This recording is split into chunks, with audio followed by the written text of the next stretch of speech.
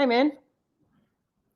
Do we even need to do the show today, Mel? Considering the good, bad, and ridiculous of the last 2 days is that you've been putting up pictures of snow in orange, and Yeah, we yeah, still yeah. do. Actually, I have something for you. It's nearly all melted now, but I saved you. I saved you some snow. This is the last of the snow, just for you. Oh Oh, wow! that's literally the last of it. Oh, I tell you what, my hands are cold now. Let's get on with the show quick. Oh.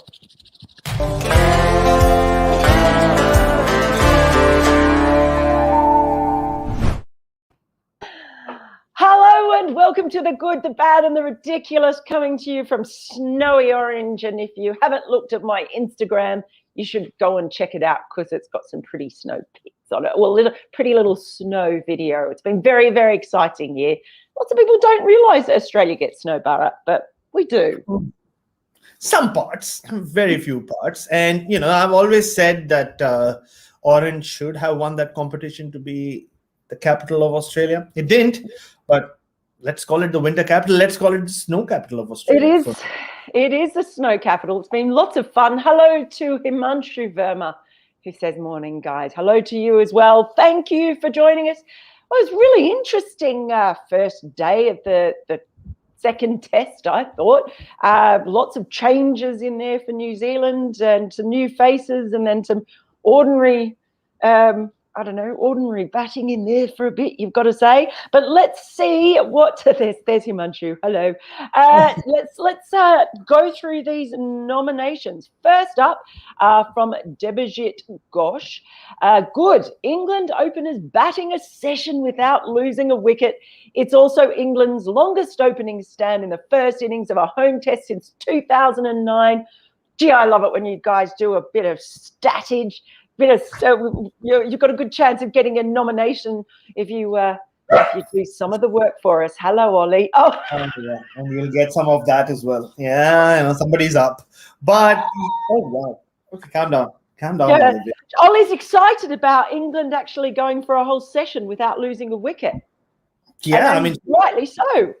Yeah, and she's also excited about the fact that one Ollie was replaced by another Ollie in the English playing 11 as well. So, there are enough Ollies to keep us all happy, I guess.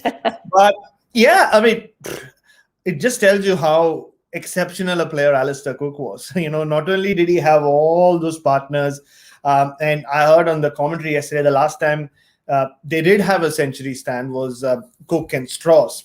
Arguably one of England's greatest opening partnerships ever, if not the greatest ever. And that meant that the likes of Ian Bell and Kevin Peterson could go on and put big scores on the board. Look, I remember during the Ashes, or even, during the Ashes, Joe Root was asked about opening the batting in England, if this has been the most difficult period for an opener in England. And he said, yeah, without doubt. And we've seen so many openers, not just English openers, even foreign openers, go to England and kind of hit a sort of roadblock in their respective careers. A lot of openers have struggled and not played too much Test cricket after an England tour. The ball has done a lot in recent times. That Duke's ball has been swinging, not too much reverse swing, but the actual genuine swing, and you're never really in, and you never get a chance to settle down in those conditions. And it tells you a lot about Burns and Sibley. They were criticized for going too slow in the so-called run chase just 4 or 5 days back. But if they bat the way they did yesterday, I think nobody in England will be complaining. And yeah, that's old school test opening.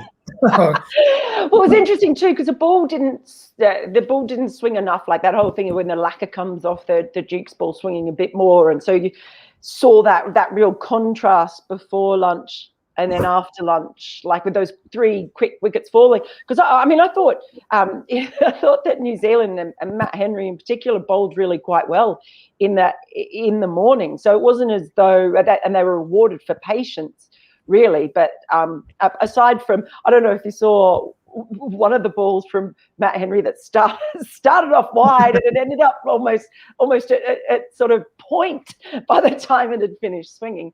But yeah, it was great patience by the New Zealand bowlers, but great patience by, I think, those openers as well.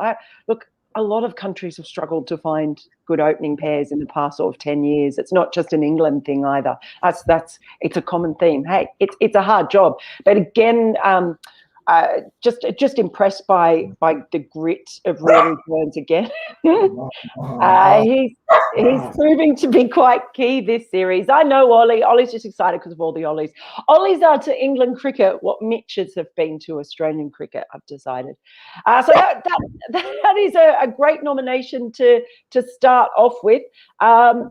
See a thing coming up here. Oh, Hypertext Protocol. Hello, Melon Barrett. England must change the middle order with Root at number 3 and 2 strong batters at 4 and 5. The thing is, he doesn't like batting at number 3. I've said it again and again and again. Yeah. I actually put out on Twitter last night, like, who is better? Who is England's best number 3 at the moment?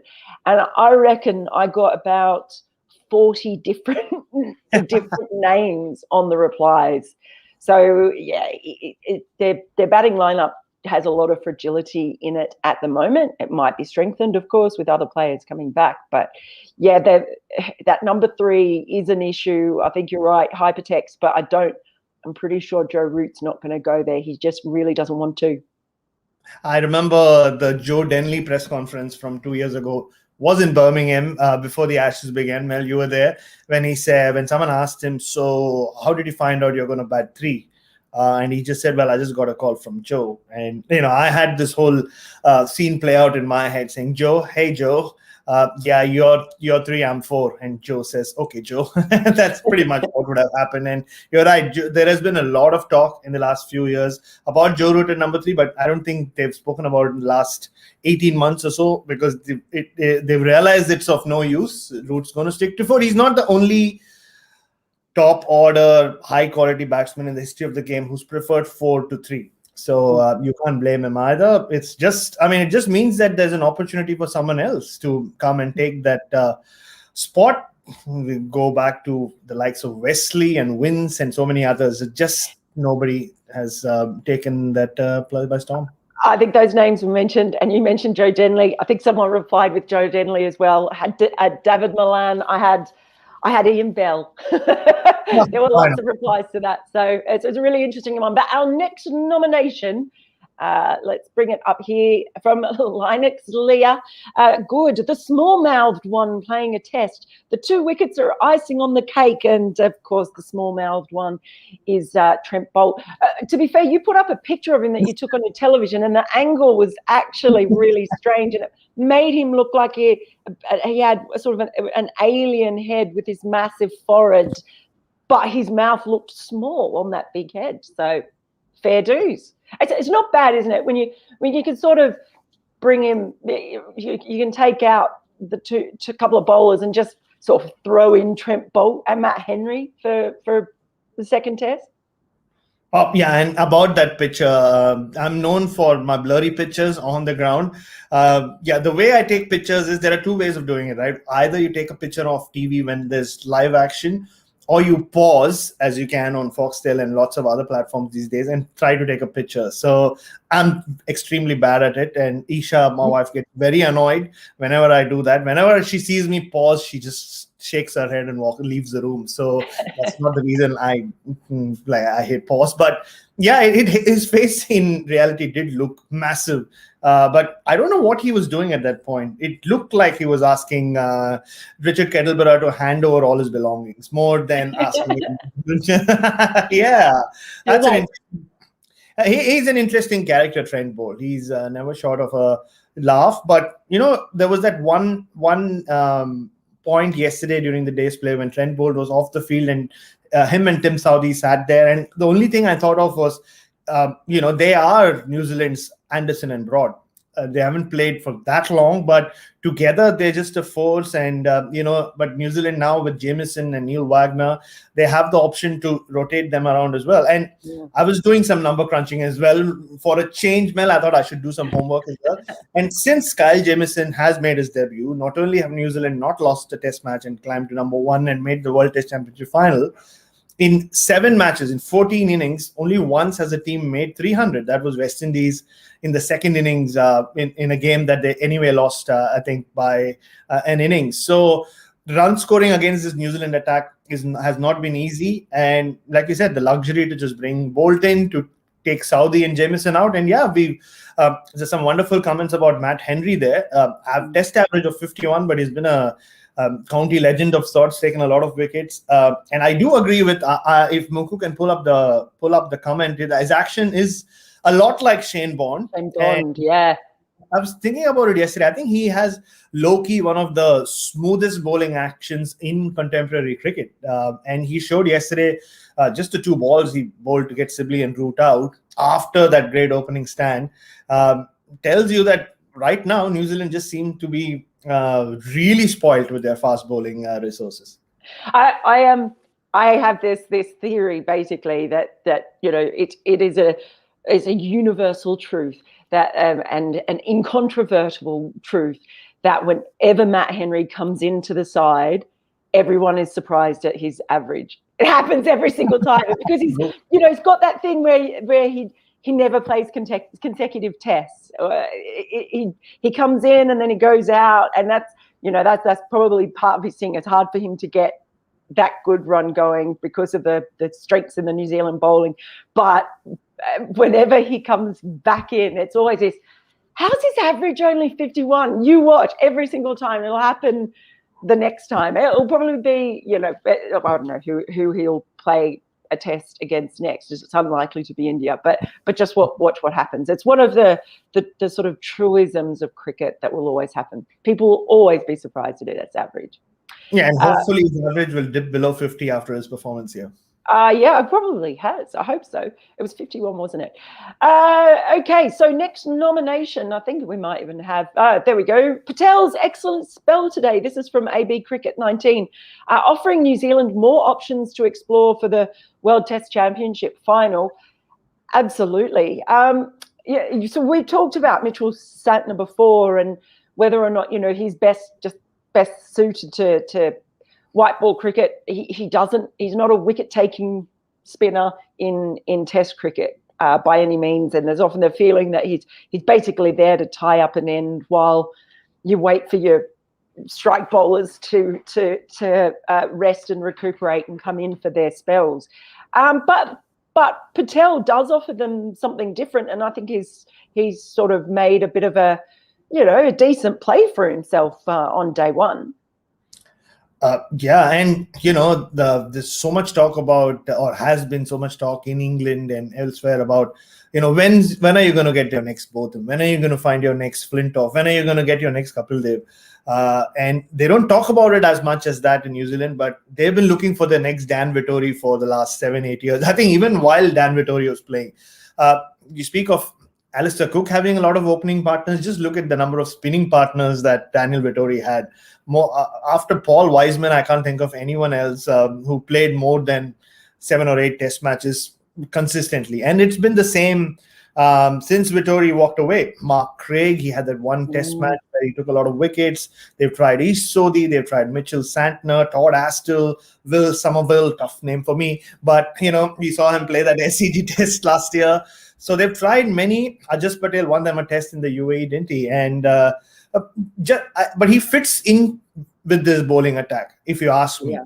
He doesn't provide, he can hold his bat, but he's not a Mitchell Santner with the bat. So if they have Jamieson fit and running, and maybe Colin de Grandhomme as well, they will be maybe tempted to fit in Ajaz Patel down the order. And he bowls. He's a sort of classical left-arm spinner, still bowls the arm ball, takes a lot of wickets with the arm ball. We saw him get dominantly into a lot of trouble with one. So he just adds more variety. Simon Doole's been calling for Ajaz Patel to play ahead of Santner. Now looks like Santner's injured anyway. Will they risk Ajaz Patel against India at Southampton? I still don't know. I still think New Zealand might go in with all four seamers and the Grand Dome, but you never know. But yeah, I mean, more good headaches for New Zealand. Yeah, absolutely. Now I'm just going to bring in a bad nomination from Shalini Balagopal. Bad Crawley and Pope not playing to their potential despite many chances. Yeah, Pope. I mean, Pope has just got this thing of getting in and then getting out, doesn't he? So he's made sort of a lot of sort of 20-something sort of scores, or maybe around 30-something. Crawley, oh, that was pretty ugly. That was pretty ugly. You got to say last night, just the reaction. It made you sort of wince at the TV, and. I mean, I note a few people over there saying that it's possibly more mental than technical. Not knowing him personally, I sort of don't know what it's in there. But he made that one really big, huge score, and since then it's been really difficult for him. I don't know. They've just got so many individual fragilities within that, and they are giving some of these young guys an extended run. And they've performed really well at county level. That must be the frustrating thing. But, you know, when you step up to Test cricket, they're good balls, but that's what you get in Test cricket, isn't it? And it's about surviving those and finding a way to score in the sort of the way that maybe a Rory Burns has done. But I just don't know. Well, obviously there are other players to come back, so there may be a difference. But they've invested a lot in Ollie Pope in particular, and you sort of start to feel that he needs to start getting or converting some of those starts. And you could see how frustrated he was, not just after getting on, with the way he got out. Wasn't a delivery that Ajaz Patel deserved a wicket with, but it was just a standard left arm orthodox, off break, which is turning away from him. It's quite wide as well. Yeah, he had played that cut shot earlier in that over. But it's interesting. I was listening to the TMS radio broadcast right after lunch because I had to take Ollie out for a walk. That's generally our walk time. The eerie nights. I've become Shehenshah. Mel, I'm sure you watched Shehenshah. If not, watch that movie. I know you're a big fan of Indian movies from the 80s and 90s. You wrote a bloody dissertation on that. Or was that the 70s? Anyway, so I was listening to the TMS broadcast, and Sir Alistair Cook was on air. That's around the time when Pope was getting his iron and Zach Crawley had just got out. And it was interesting listening to him. He spoke about Zach Crawley. He said it has to be mental. Like you've seen him play with such class and confidence in Test cricket before. Once you get that big score, that's what you want, right? That's when you realize that you belong. But it's rare that you find a batsman that young, that talented, who then starts doubting himself the way Zach Crawley was. You saw him get out to two slightly expansive shots in the first test. Yesterday was a nothing shot. He kind of committed to it. He was worried about the ball coming in. And Neil Wagner has gone back to being the swing bowler that he arrived in New Zealand as before bouncers took over his life.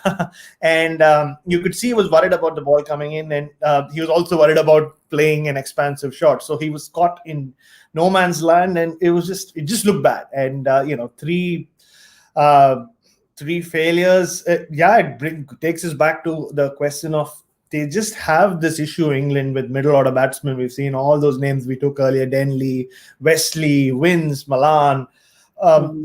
There's just no consistency. Josh Butler, it took him a long time to find some sort of consistency in Test cricket. It's definitely a worry. Ollie Pope, so good on the eye. Baby Ian Bell, some people call him.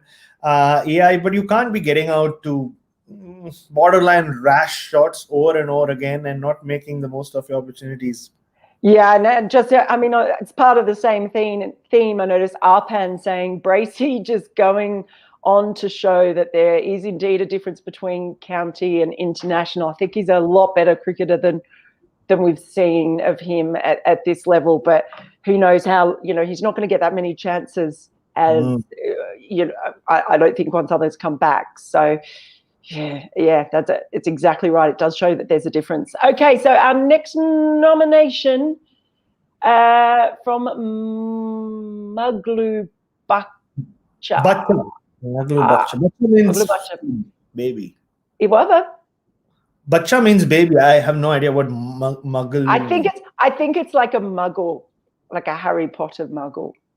I might be making it up. Good. Nomination, good. We're getting 90 overs of cricket in a day. Great work, Black Caps. Oh, hallelujah. Just goes to show it can be done.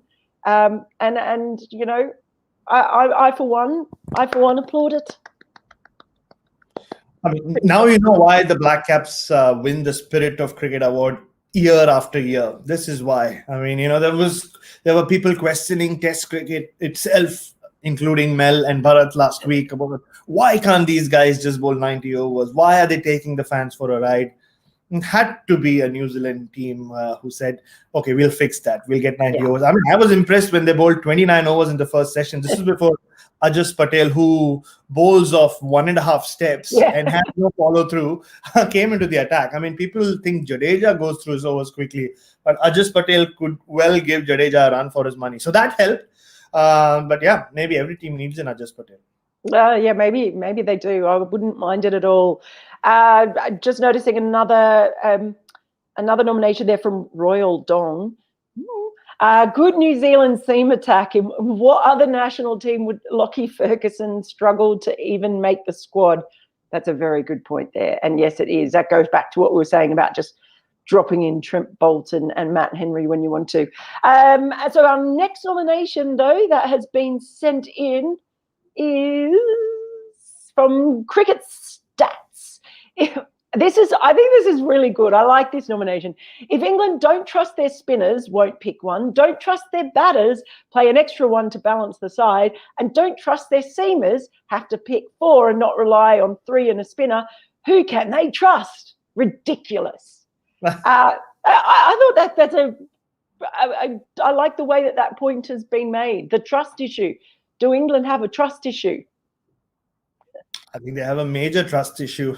So now they don't even have selectors to blame, right? They've gotten rid of the selection committee. They didn't trust the selectors.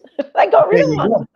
I mean, that's been a fact in the history of cricket. Nobody's ever trusted selectors. I was watching Spin Wash where Ted Dexter comes and says, yes, we've dropped David Gow, but I won't be answering any questions on that. So selectors are not to be trusted in life.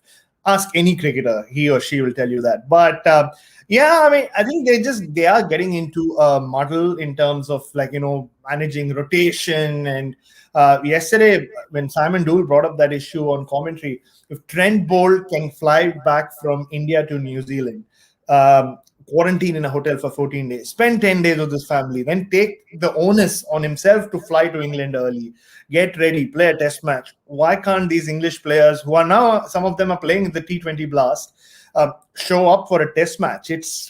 I don't know whether England, they have always taken the unique way out of this hectic scheduling that cricket has had to deal with in the last 15-20 years. But I don't know if they're just complicating the matter for themselves to the extent that I mean, not only are the team management not trusting themselves with who they pick, you're seeing it trickle down to even individuals who are performing on the field. I mean, we spoke about Crawley and Lawrence, and Lawrence, who looked good.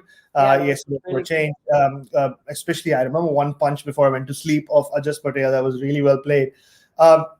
They're walking out there not knowing about. I'm sure it's been communicated to them, but still, when you're walking out there to bat, you don't know whether I'm going to play the next test. What happens when those guys come back? Will they come back? Will there be rotation with that?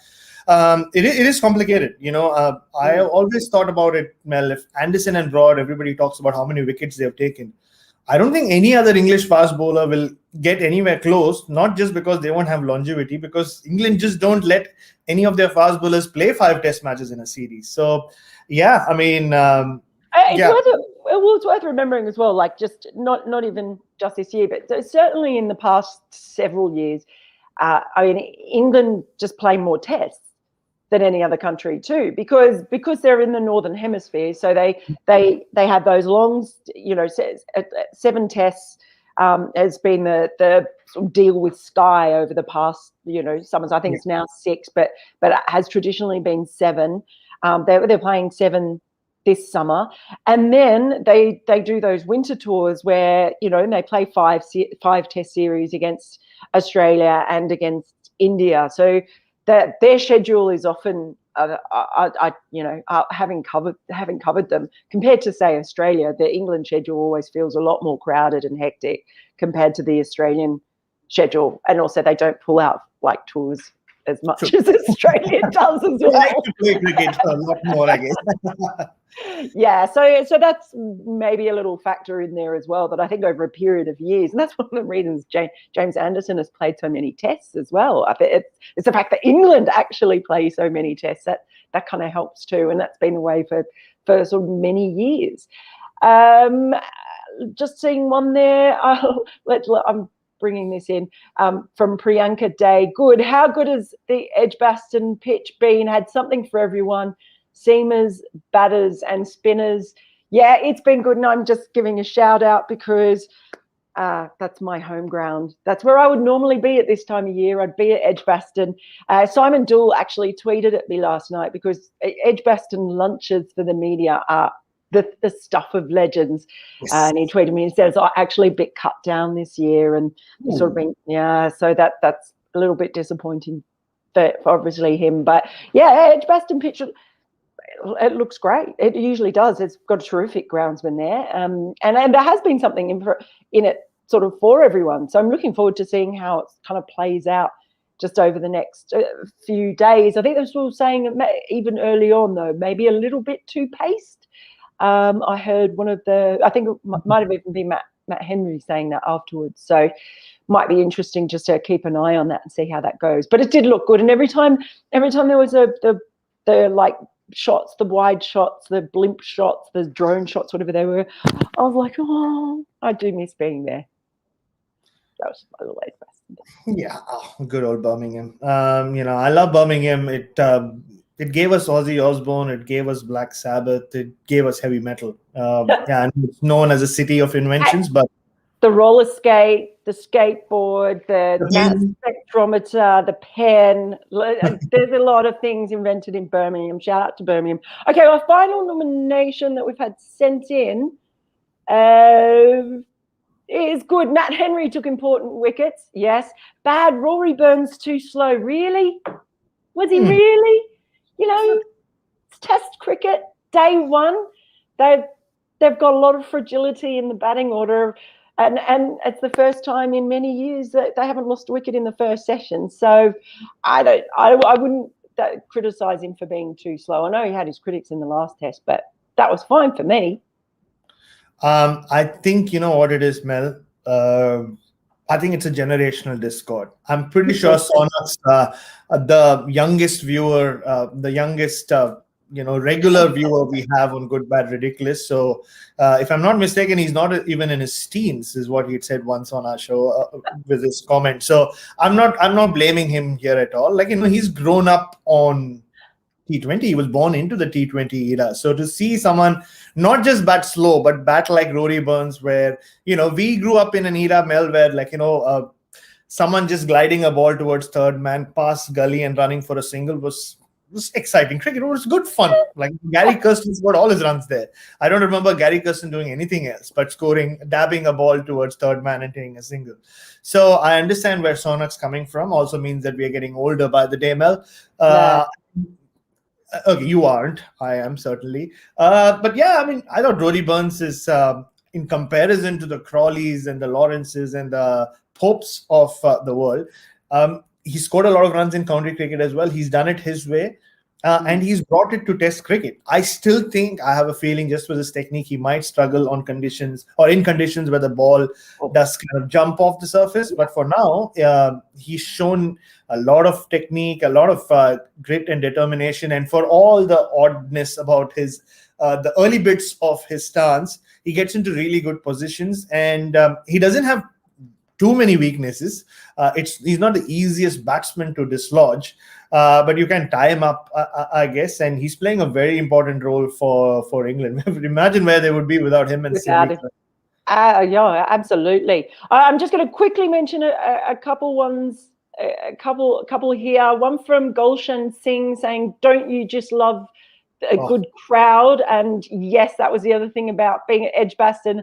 Those in the Holly stands, it was something to hear, and I'm sure especially England fans would be really happy to hear that again.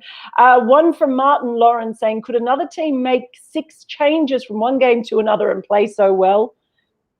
That's a really good point. That is India, yes. We saw that in Australia, just saying. And I think, there's too many. There's too many. And just a mention of Dan from Gaurav Paul, Dan Lawrence getting some runs. Want to see more of him. Yeah, he looked really, really good. So it certainly did yesterday. He actually looked more comfortable than probably anyone else did out there. So that was good to see. But the time has come. What was your goodest thing of day 1, Bharat? I was going to say the crowd, but now that you brought up Simon Doole's tweet to you saying the food wasn't as good as it generally is at Edgbaston, that is the best thing I've heard, because I was also feeling very gutted that, we were watching this test match. I had to cook for myself last night. Isha stepped out for a meal. I made some paneer sabzi, which you saw. I sent you pictures, which looked good in a 2D frame, but it tasted okay, but nothing like what we would have got. And our good friend Rory Dollard also put out the menu card. Yes, I think it's still, the food itself was still as good. It just, there wasn't as much of it, which is actually, that's probably a good thing. Not a bad thing, especially considering how some of our colleagues can go a little out of control. Not me. But I think for me it is the crowd. I mean, the last time I was last time there was a test match in Edgbaston. You know what we heard? Same old Aussies always cheating. I still hear it at times late at night. But just seeing, like we spoke about the Lord's crowd, but the Edgbaston crowd just tells you why we need crowds at live sport. Absolutely. So what was your baddest thing for the day? I think the baddest thing for the day was New Zealand could make 6 changes and still finish the day on top. Tells you a lot about this English team, really, and the English batting lineup anyway. It was James Anderson's historic test match for him, 62nd test match. You would have expected them to give him some time to put his feet up, the proverbial job of most batsmen, what is expected of them, to allow their fast bowlers some time off. But there he was, not knowing whether he'll have to come out to bat or not, if not for some runs from Ollie Stone and Mark Wood.